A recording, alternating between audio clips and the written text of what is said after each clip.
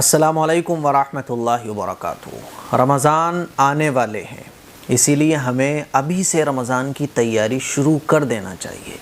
شعبان کا مہینہ چل رہا ہے، 25 دن کے بعد رمضان شروع ہو جائیں گے، ہمیں ابھی سے ہی رمضان کی تیاری شروع کر دینا چاہیے۔ رمضان کی تیاری کیا ہے؟ رمضان کی تیاری کو کچھ لوگ یہ سمجھیں گے کہ شعبان کے جو وظیفے بتائے جا رہے ہیں ان کو شروع کر دینا چاہیے، اور بلکہ رجب کا مہینہ جیسے ہی آتا ہے نا تو وظیفے بتانے والے وظیفے بتانا شروع کر دیتے ہیں۔ رجب کا وظیفہ اور شعبان کا وظیفہ، پھر شب برات آئے گی اس کے وظیفے، پھر رمضان آئیں گے تو پہلے رمضان کا وظیفہ، پھر لیلۃ القدر کا وظیفہ، چاند رات کا وظیفہ، عید والے دن کا وظیفہ۔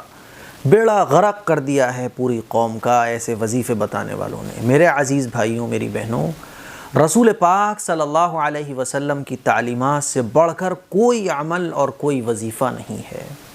5 وقت کی نمازیں پڑھنا، حرام چیزوں سے بچنا اور سنت کے مطابق زندگی گزارنا، یہ سب سے بڑا وظیفہ ہے۔ آپ حضور علیہ الصلوۃ والسلام کی تعلیمات پر عمل کرنا شروع کر دو، آپ کو کسی وظیفے کی ضرورت نہیں ہے پھر۔ اور آپ یہ دیکھتی رہو گی نا، جو جاہلوں کے ذریعے ٹونے ٹوٹ کے بتائے جاتے ہیں، وظیفے بتائے جاتے ہیں، رجب کے، شعبان کے، پھر رمضان کے، پھر جمعے کا، سوموار کا، منگل کا، بدھ کا، صبح سے شام تک پوری قوم کو وظیفوں میں لگانے کی کوشش کی جا رہی ہے۔ یاد رکھیے گا، ہماری اور آپ کی کامیابی آقا مدنی صلی اللہ علیہ وسلم کے طریقے پر ہے۔ تو رمضان کی تیاری کیا ہے؟ وظیفے کرنا نہیں۔ رمضان کی تیاری کیا ہے؟ آئیے میں آپ کو حدیث سناتا ہوں، حدیثوں کو سنیے گا اور عمل کرنے کی کوشش کیجیے گا۔ حضرت اسامہ ابن زید رضی اللہ تعالیٰ عنہ بیان کرتے ہیں کہ میں نے رسول اللہ صلی اللہ علیہ وسلم سے سوال کیا، یا رسول اللہ، میں آپ کو کسی مہینے میں سوائے رمضان کے اتنے روزے رکھتے ہوئے نہیں دیکھتا جتنے شعبان میں آپ روزے رکھتے ہیں۔ آپ صلی اللہ علیہ وسلم نے فرمایا کہ میں دیکھتا ہوں کہ لوگ رجب اور رمضان کے درمیان والے مہینے کی فضیلت سے غافل ہیں، حالانکہ اس مہینے میں لوگوں کے اعمال اللہ تعالیٰ کے سامنے پیش کیے جاتے ہیں۔ میری یہ خواہش ہے، میری یہ چاہت ہے کہ میرے اعمال اللہ کے سامنے میرے روزے کی حالت میں پیش کیے جائیں۔ تو حضور علیہ الصلوۃ والسلام نے شعبان کی فضیلت کو بیان فرمایا کہ شعبان کی یہ فضیلت ہے، اور میں شعبان کے مہینے میں روزے کثرت سے اس لیے رکھتا ہوں کیونکہ اس مہینے میں لوگوں کے اعمال اللہ کے سامنے پیش کیے جاتے ہیں۔ میری یہ خواہش ہے کہ جب میرے اعمال اللہ کے سامنے پیش کیے جائیں تو روزے کی حالت میں ہوں، میرے اعمال پیش کیے جائیں تو یہ بتایا جائے کہ روزے کی حالت تھی حضور کی۔ اور کوئی بھی بندہ جب روزے رکھے گا اور اس کے اعمال اللہ کے سامنے پیش کیے جائیں گے اور فرشتے یہ بتائیں گے کہ یہ روزے کی حالت میں تھا، تو اللہ کتنا خوش ہوگا۔ عبادت کا مقصد بھی اللہ کی رضا ہے۔ وہ عبادت جس سے اللہ راضی ہو رہا ہو، وہ عبادت تو قابل قبول ہے۔ اور وہ عبادت کون سی ہیں؟ وہ عبادت وہ ہیں جن کو حضور نے کیا، صحابہ نے کیا اور حضور نے کرنے کا حکم دیا۔ تو شعبان کے مہینے میں ہمیں روزے رکھنا چاہیے، کیونکہ ہمارے آقا صلی اللہ علیہ وسلم شعبان کے مہینے میں کثرت سے روزہ رکھا کرتے تھے۔ دوسری حدیث سنیے گا، حضرت ام سلمہ رضی اللہ تعالیٰ عنہ فرماتی ہیں کہ میں نے رسول اللہ صلی اللہ علیہ وسلم کو 2 مہینے لگاتار روزے رکھتے ہوئے، پے در پہ روزے رکھتے ہوئے، سوائے شعبان اور رمضان کے نہیں دیکھا۔ حضور علیہ الصلوۃ والسلام نے کبھی ایسے نہیں روزے رکھے کہ لگاتار 2 مہینے روزے رکھے ہوں، لیکن شعبان پورے مہینے حضور روزہ رکھا کرتے تھے اور رمضان میں پورے مہینے روزہ رکھا کرتے تھے۔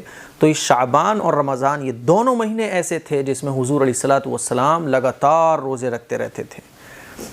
کہیں اب یہ حدیث میں آپ کو اس لیے سنا رہا ہوں تاکہ آپ لوگ سنت پر عمل کرنا شروع کریں، اور آپ کو پتہ چلنا چاہیے کہ رمضان کی تیاری کیا ہے۔ ہم نے رمضان کی تیاری یہ سمجھ لیا، یہ وظیفہ کر لو، یہ عمل کر لو، اور جو یوٹیوب پر وظیفے بتانے والے ہیں ان کو فالو ہم کرنا شروع کر دیتے ہیں تاکہ نئے نئے وظیفے ملیں۔ میرے عزیز بھائیوں، ان کو چھوڑیں اور سنت کے مطابق اپنی عبادتیں بنائیں، اپنی زندگی بنائیں۔ تیسری حدیث سنیے گا، حضرت انس رضی اللہ تعالیٰ عنہ بیان کرتے ہیں کہ آپ صلی اللہ علیہ وسلم سے پوچھا گیا، کس مہینے میں رمضان کے بعد روزہ رکھنا افضل ہے؟ کس مہینے میں رمضان کے بعد روزے رکھنا چاہیے؟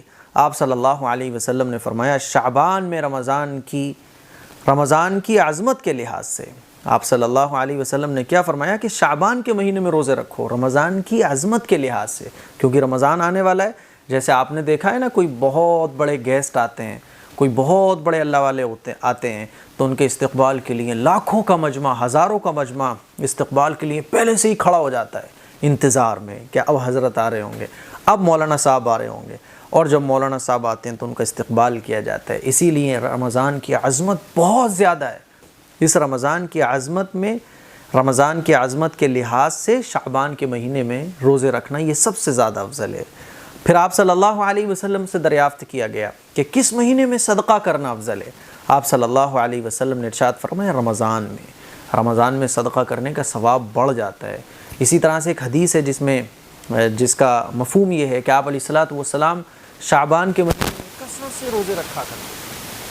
حضرت عائشہ رضی اللہ تعالی عنہ فرماتی ہیں کہ یوں لگتا تھا کہ اب حضور علیہ الصلوۃ والسلام روزہ نہیں چھوڑیں، اتنے کثرت سے حضور علیہ الصلوۃ والسلام روزے رکھا کرتے تھے شعبان کے مہینے۔ تو شعبان کے مہینے میں نفلی روزے رکھنا یہ بہت بڑا ثواب رکھتا ہے۔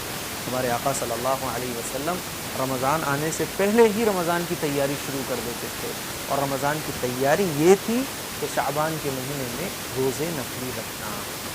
تو آپ چاہیں، آپ کو اللہ نے طاقت دے رکھی ہے، آپ روزہ رکھ سکتے ہیں تو جتنے ہو سکیں روزے رکھیں، لیکن رمضان سے کچھ دن پہلے رک جائیں تاکہ رمضان میں آپ ایک دم طاقتور ہوں، چست ہوں، فٹ ہوں ایک دم، اور شعبان کے مہینے میں جتنا ہو سکے روزے رکھیں۔ ہمارے آقا صلی اللہ علیہ وسلم روزے رکھا کرتے تھے، اور اسی طرح سے ہم نفلی نمازیں بھی شروع کر دیں تاکہ جب رمضان آئے تو ہم نفلی نمازیں پڑھنے کے پہلے سے عادی ہو چکے ہیں۔ تہجد ابھی سے شروع کر دیں تاکہ رمضان میں تہجد پڑھنا ہمارے لیے آسان ہو جائے۔ تو یہ ہے رمضان کی تیاری۔ اور ہمارے آقا صلی اللہ علیہ وسلم دعا فرمایا کرتے تھے، اللہم بارک لنا فی رجب و شعبان وبلغنا الی رمضان، کہ اللہ ہمارے رجب اور شعبان کے مہینے میں اتنی برکت عطا فرما ہمارے رجب اور شعبان کے مہینے میں، اور ہمیں رمضان کے مہینے تک پہنچا۔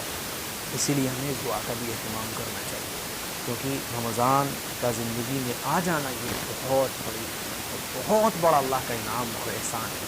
جو لوگ قبروں میں جا چکے ہیں ان سے اگر پوچھا جائے کہ بھئی تمہاری خواہش کیا ہے، تو وہ یہی خواہش کا اظہار کریں گے کہ کاش ہمیں ایک روزہ اور مل جائے، ہمیں ایک رمضان اور مل جائے۔ اسی لیے اس کی جتنی ہو سکے ہمیں قدر کرنا چاہیے۔